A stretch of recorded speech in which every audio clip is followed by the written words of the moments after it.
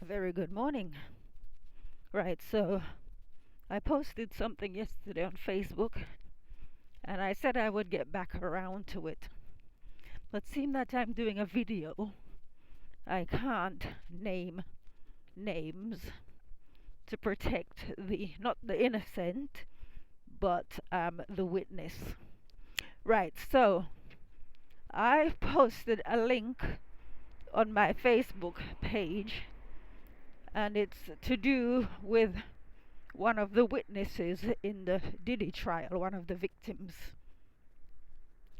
Um, and I was supposed to get back to it, but I got kind of tied up. And then it was the men's final that ran and ran and ran. So I was unable to keep my word, so I didn't actually get back round to passing comment on that. So I will begin by telling a little story. I would say maybe going back now 15, 20 years. I met a man in the music industry who wanted to do some work with me. But one of his terms and conditions were, which he casually slipped into the conversation, was that I needed to be his girlfriend. That's part of the terms and condition if I was going to work with him. And he told me that the previous girlfriend, who was doing the thing that he wanted me to do, decided she didn't want to do that anymore. To not so much not to work with him, but she just didn't want to be doing the thing that she was doing work-wise. And so as a consequence of not wanting to do that, she then left him, for want of a better term. But I didn't say anything because I know how to keep my mouth shut in situations when I'm not on home turf. When or rather, when I'm in somebody else's domain, I know how to keep my mouth shut. But I knew that the reason she left him, she abandoned the work, was because she was sick and tired of the terms and conditions. So he was looking for a replacement. A long story short, when I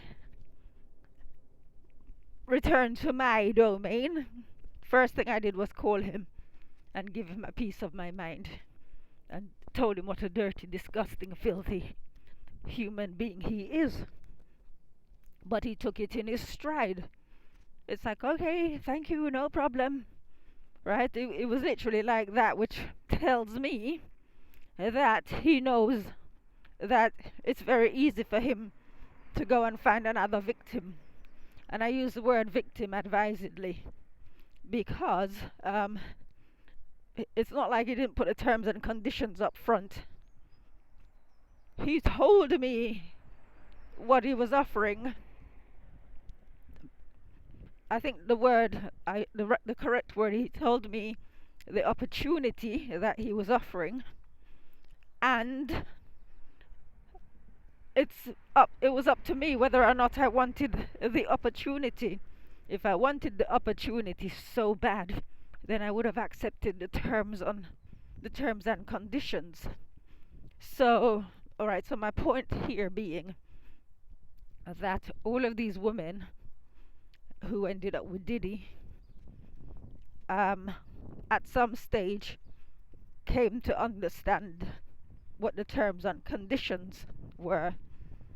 Presumably they had family and friends, some kind of support system that they could return to. Well, I won't go into it, but I don't. Right. So if I had found myself in that situation, I would have got what the duck got, right? So the word that rhymes with duck, that begins with F. Yeah, so that's um, my point. Going back to what I posted on Facebook, these victims of Diddy's um, are good-looking women, stunningly beautiful women, who presumably traded on their looks. Um, the one who is currently giving evidence, with the evidence so far, she testified of some very disgusting things that she had to do in exchange for $10,000 a month. Now, and but the thing is, she does OnlyFans, so in claiming victimhood, she actually put herself in that situation. Like I myself, I would never ever do anything like that. Right? I would never do anything where I'm using, well, basically where I'm sort of like stripping off for money, or anything in that field. I would not do anything like that. It's not in my DNA. So my point is, it has to be in your DNA. If you can allow somebody, even if by persuasion, to make you do something like that. Now, the one giving testimony has a child by a famous rapper, and apparently she wanted $15,000 from Diddy, but he gave her 10. She wanted 15, she wanted 10, and part of her arguing was that she has a child that she needs to put food in his mouth. Now this child isn't Diddy's, and you can say what you like about him, but he provides for his children. Even the child that's not his, he took on board Al B. Sure's child, and raising him as his own son. So you can say what you like. Diddy is not what we might commonly call a deadbeat dad, because his children are or were with him. They were not the responsibility of another man. But like I said, this woman's talking about him giving her money for her child.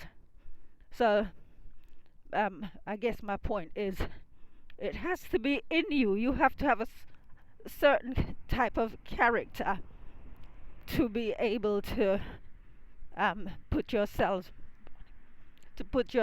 in such degrading situation. Actually, it's not degrading, it's worse than that.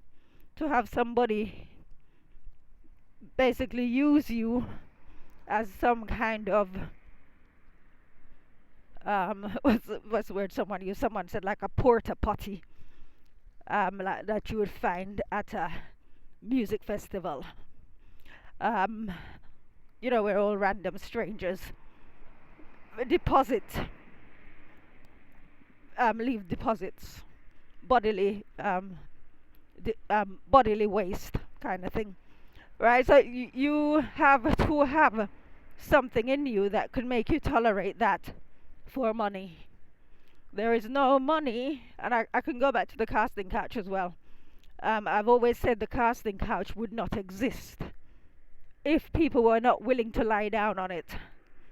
So in a way, it's a supply and demand business, right? So yeah, there might be people out there who want to do certain things, but if you're not willing to do it, it's not going to happen, not unless they take you by force, right? But there are people out there who will do anything for money, let's face it. And so I mean, I could say something, but I don't want to say it because it's gonna come off as me being not so much racist, but there are certain type of people. If you go and see what the women's nationalities are, and these people are reputed, the women folks, to love money. So it's funny that two of them are from this background, this racial background kind of thing. But that said, it has to be in you. I don't personally understand how anyone can love money to the extent that they will allow people to do vile things to them.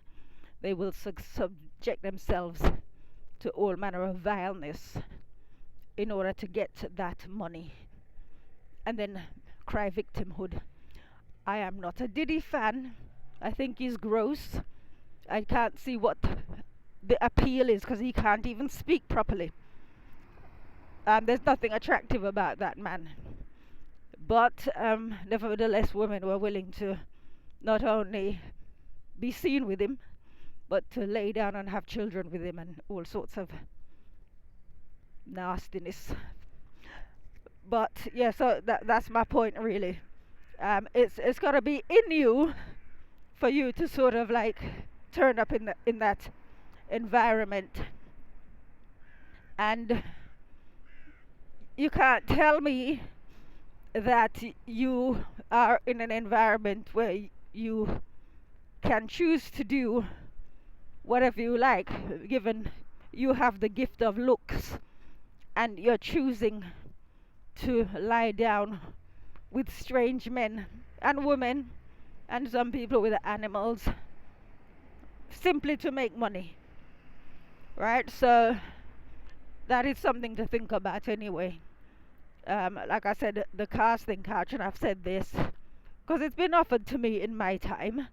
The cast, but not in a straightforward way, subtly. But I've always played dumb, because when you play dumb, they don't see you as a threat, and they tend to leave you alone. So whenever in precarious situation, I play dumb, and I'm left alone. In some regards, they even sort of act as protector to protect my innocence type thing, right? So that's it. Certain things won't happen if the individual doesn't put themselves, not so much put themselves in the environment, but that their main target is money. The love of money is indeed the root of all evil. And yeah, so that's what I was going to say about that. A big woman with a young child, and that's what you're doing so that someone can pay your rent. Yeah, we live in an interesting world. All right, take care. Have a nice day. Bye.